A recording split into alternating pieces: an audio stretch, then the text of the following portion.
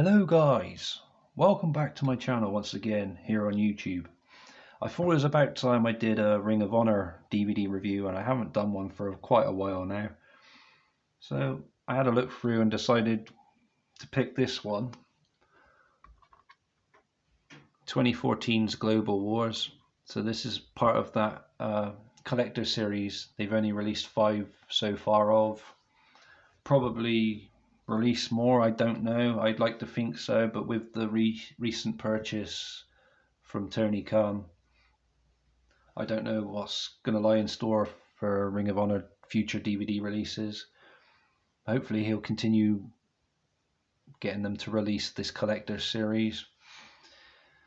So let's take a look at it then. We had New Japan Pro Wrestling kind of crossing over in this pay-per-view. Maybe they did it a few times during this year. I haven't collected all the pay-per-views and events from this year yet, so this is relatively new for me still, even though it's 8 years old now. But yeah, I like the front cover. They put a lot of time into this. We've got like an emerald kind of green and white effect as well in the background, and a shitload of Ring of Honor talent on the front from the time, from 2014. And I may have said this before, I appreciate the gold collector series banner they've released this under, and the little symbol on the side and the spine. Speaking of the spine, there's the spine, and it has the date on and the location there. So in Canada, Toronto. There's the disc. Again, they've put the collector series logo on the bottom of the disc. That's clever, I like that. With Kevin Steen and Adam Cole baby on the disc. And here's the back. Various screenshots of Tommaso Champa, Carl Anderson, Doc Gallows, or Luke Gallows, if that's what he's called in Ring of Honor. I can't remember. I do apologize for that. And Silas Young, just to name a few there on the back. So the match, basically, the match card went from the opener being at the bottom there, and then obviously the last match being the main event there at the top. So the listing's exactly the same as when you watch it from bottom to top. Michael Bennett opened the match against ACH in an okay-ish opener. The only highlight of that one really was Maria taking a spear from Michael Bennett. Poor Maria. That match, I give it a 2 out of 5. We had Michael Elgin against, let me try and get this name right now, sorry guys, so Takaki Watanabe, I think that's how it's pronounced. And both looked relatively the same kind of size, and it felt more one-sided towards Michael Elgin on this one. It lasted around 6 minutes. It wasn't a long match by any means. And yeah, Michael Elgin picked up the victory. I give it a 2.5 out of 5. Next we had the Briscoes versus the Decade versus Red Dragon. And this one felt very slow to begin with. It took ages to pick up momentum. But towards the end it was okay, I guess. Briscoes picking up the victory, and I give it a score of 3 out of 5 for that one. So I've gone in 3 matches into this already, and it just didn't feel as good as I was looking forward to it being, if that makes sense. But obviously I've got 7 more matches to get into, I told myself, and still got to tell you guys about. So let's carry on then. So we had Cedric Alexander versus Roderick Strong in a match which the Decade were banned from ringside.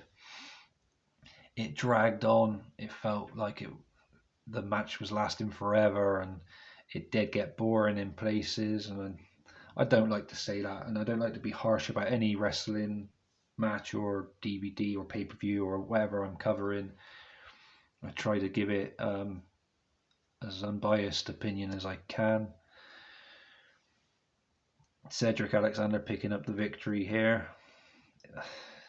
2 out of 5 for that one. We had Kevin Kelly and Steve Corino on the commentary team. Later on, they were joined by Nigel McGuinness. And I'll tell you why I mentioned the announce team going into this match now. So this was a three-way tag team match for the IWGP Junior Heavyweight Tag Team Championship. We had the Young Bucks, who were the champions, defending against Forever Hooligans and the Time Splitters. And this is the first time I've seen the Time Splitters as a tag team, like wrestling properly. And I really enjoy them as a tag team because I usually see Alex Shelley as one half of the Motor City Machine Guns with Chris Sabin. But he was good here in as part of Time Splitters. I would say who with, but I've forgotten his name now, so I do apologise. His partner's name in Time Splitters. Sorry, guys. This is the first time I've seen them properly as a team as well. The name will come back to me eventually. But anyway, the match itself was okay. I kept getting annoyed with, I'm pretty sure it was Kevin Kelly on commentary. Every time the Young Bucks done the super kick, it was like, super kick! Like, imagine Vicky Guerrero's annoying voice really loud. And take into consideration, I have this on surround sound. I like to think I'm in the arena watching this. So it's all cranked up loud whenever I watch a wrestling pay-per-view or a wrestling event or whatever. And then I've got to put up with that screeching in my ears. And I thought, oh, that's not cool. Apart from that, then the match was okay itself, and because of that annoying screeching constantly, it felt constantly anyway. Probably happened about 5 times, but it's still annoying. I give it a 3 out of 5. Anyway, the Young Bucks retained the Tag Team Championship on that one. Next, we had this idiot, R.D. Evans, coming out for an R.D. Evans challenge. What a complete idiot.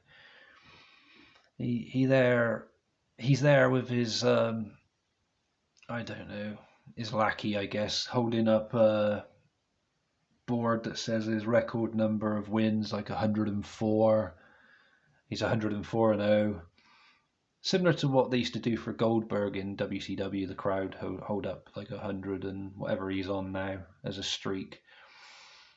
And this guy, he just looks completely pathetic. He had an envelope in his hand and he got Bobby Cruz to come in to announce who his next opponent would be. So Bobby Cruz, opens up a envelope to reveal that it's actually himself, Bobby Cruz, who was the next opponent for R.D. Evans. For R.D. Evans to then get behind him, roll him up for a quick pin, making it 105-0 for his ridiculous record. Absolutely pointless. Don't know if you want to call it match segment. 0.5. So it's a half a star out of 5 for this. Fucking ridiculous. Next, we had Hiroshi, Tanahashi, and Jushin Vandaliger versus Shinsuke Nakamura and Jado. Things starting to get better now. This match was probably the best match so far at this point I've got to, and I really appreciated it. All 4 superstars did very well. It was Jushin Liger and Tanahashi who picked up the victory. This one got a 3.5 out of 5 from me. Very good stuff. We had a 4-corner survival match for the Ring of Honor World TV Championship. So champion Jay Lethal against Tommaso Champa, Silas Young and Matt Taven. And it's good for me to revisit some of Matt Taven's older stuff. I'm starting to really appreciate him more now as well, looking back at some of his older matches. He didn't fare very well here though, unfortunately. Silas Young was quite impressive with his handstand on the top rope kind of thing he does. Very athletic, very interesting. Tommaso Champa, I was trying to get his name right every time sometimes I say Champa, and I do apologise for that. He did okay in the match as well. Jay Lethal, very good. His lethal combination I like that. I like watching him execute that all the time. And yeah, anyway, he did very well in this match. He retained the TV championship. I give this one a 4 out of 5. Go into the next match. I guess it's like the semi-main event.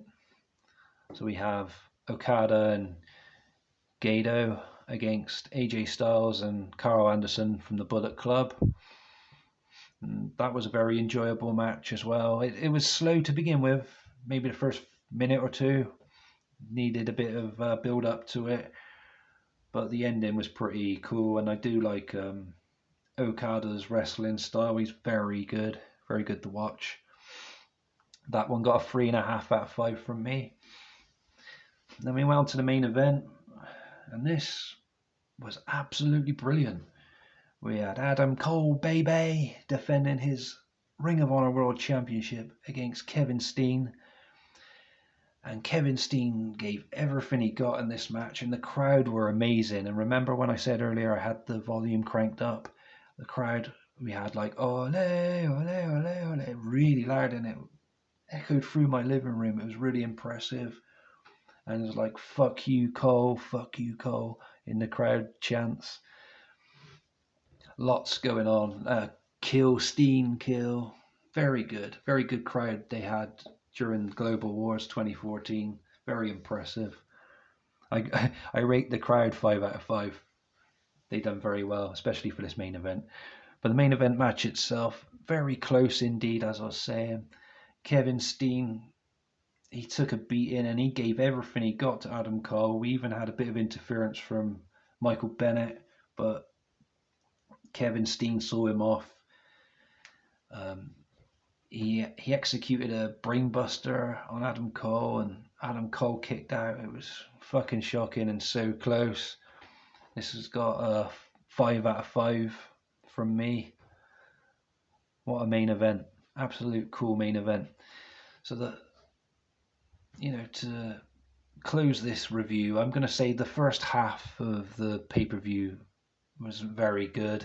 I didn't like it at all. And it started to pick up momentum from, say, here onwards, from this match with Liger and Tanahashi. So the last 4 matches were good. If you're going to watch this, I suggest skipping that stupid R.D. Evans challenge unless you're a diehard fan of his. I can't imagine he has many fans, to be honest. I could be wrong though.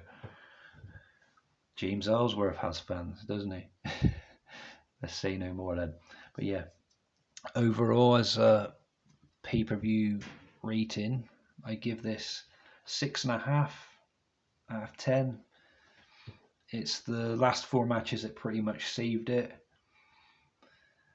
Especially in the main event, it was absolutely cool.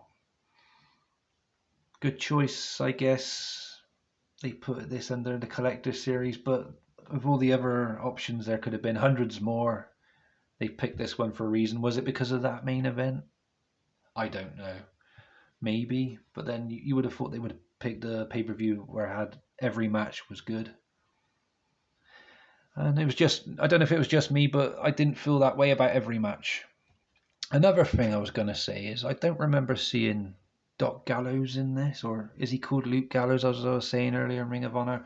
I can't remember, but I'm pretty sure I didn't see him at all in this entire pay-per-view, but he's there on the back.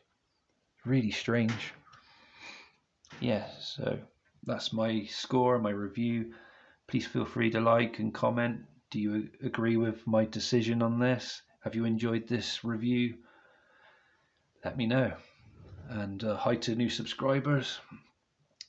Any recommendations for me to review, let me know, and I'll do that if I can. I've got a nice list to keep me going for the time being in case that doesn't happen. And I appreciate you all for joining me, taking time to view this today.